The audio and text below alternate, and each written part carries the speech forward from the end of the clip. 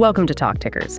Today we're doing a deep dive into a financial indicator that often flies under the radar, but is actually screaming right now.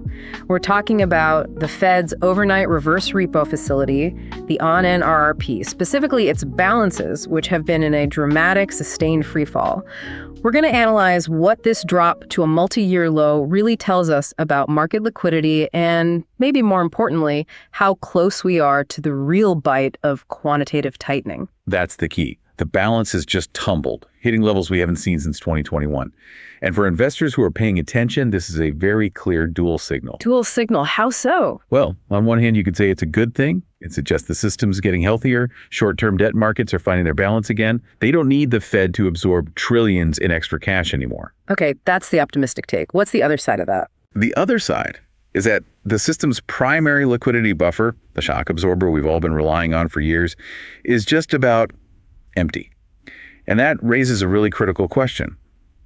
What happens to overnight funding rates when that buffer finally hits zero? And that's our mission today. We want to get past just the definition of the RRP and really get into the mechanics of why it's declining. To do that, we have to understand why it was created in the first place and, why its main users aren't even banks. That's a crucial point. Most people get this wrong. So why is it a non-bank tool, and how does that shape what's happening now? Okay, so the ONNRRP is a tool designed to do one thing: remove cash from the economy.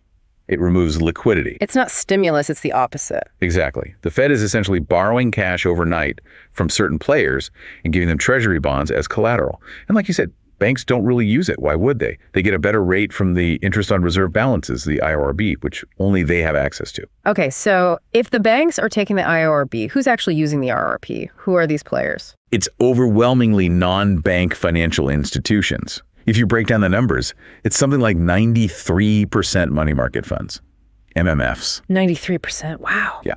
The rest is, government-sponsored enterprises. Think Fannie Mae, Freddie Mac, and some primary dealers. But really, this is a story about money market funds looking for a super safe, liquid place to park enormous pools of cash. Let's step back for a second. The RRP facility wasn't created during the pandemic. It actually goes back to 2013. If the Fed already had the IORB rate for banks, why did it need this completely new tool for everyone else? What problem was it trying to solve back then? It was a direct result of market fragmentation after the global financial crisis. Remember, after the first rounds of quantitative easing, the system was just flooded with reserves, absolutely swimming in cash.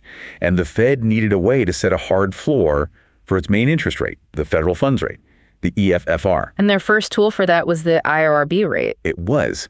But the problem, as you pointed out, is that the IORB rate only applies to banks. And you had these other huge lenders in the money markets, like the federal home loan banks, who can't earn IORB. Suddenly, they're sitting on mountains of cash with nowhere to put it. So they started lending it out in the private markets for less than the IORB rate. Okay, so they were undercutting the Fed's target floor. Precisely. It was dragging the entire federal funds rate down, basically making the IORB an ineffective floor. The floor was leaky. So the RRP was a structural fix. It was the Fed saying to the MMFs and others, hey, we'll give you a safe, guaranteed rate right here. That's it, exactly. It gave them a secure alternative. It guaranteed they wouldn't lend their cash out for less than the RRP rate. It patched the leak. It created a solid anchor for short-term funding costs across the entire system, not just the banking part of it. Okay, so fast forward to 2021, and this facility just explodes. Usage peaks at over $2 trillion a day. An incredible number. What happened? What caused that unprecedented surge of cash into the RRP? It was a perfect storm, really. A combination of policy and market mechanics. First, you had the obvious thing. Massive global stimulus after the pandemic. Right. Just colossal amounts of cash being pumped into the system. Right. But at the same time, something else was happening. The U.S. Treasury was actually reducing the supply of safe, short-term debt, especially T-bills. So there was more cash chasing fewer safe assets. A huge supply and demand imbalance. The cash had to go somewhere. And the RRP was the perfect risk-free parking spot. But then there was a second factor, and this one's a bit more subtle. It was about bank behavior. What were the banks doing? Well, with long-term interest rates so low and savings rates so high, a lot of banks started turning away large institutional deposits. Wait, turning away cash? That seems totally counterintuitive. Why would a bank not want deposits? It all comes down to capital requirements. Post-financial crisis regulations mean every deposit which is a liability, has to be backed by a certain amount of the bank's own capital. And when the returns you can make on lending are super low, the cost of holding that extra deposit, the capital you have to set aside, can actually be higher than the profit. So rather than take a loss, they just said no thanks to the big institutional depositors. And that cash had to go somewhere else. Immediately.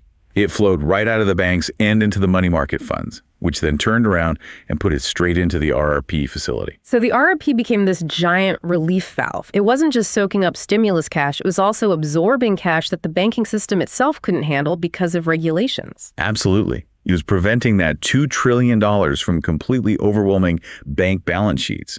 It distributed the Fed's liabilities more broadly. It was a critical stabilizer. Now, this didn't just happen in a vacuum. The facility actively reshaped the private funding markets, didn't it? Let's talk about that substitution effect. How did all this RRP usage change the game between money market funds and the big dealers who need to borrow from them? This is where it gets really interesting for an investor. The simple existence of the RRP gave MMFs incredible leverage. It's a guaranteed zero risk return from the Fed. So MMFs immediately started lending less to dealers in the private repo market, on average about 16% less. Because why take on dealer risk if the Fed is offering you a safe alternative? Exactly. The MMFs could basically go to the dealers and say, match the RRP rate or we walk. It completely shifted the bargaining power. And I imagine this was felt most acutely at certain times. Oh, absolutely. Especially around quarter-end reporting dates, we saw this massive intensification of what's called window dressing. Window dressing.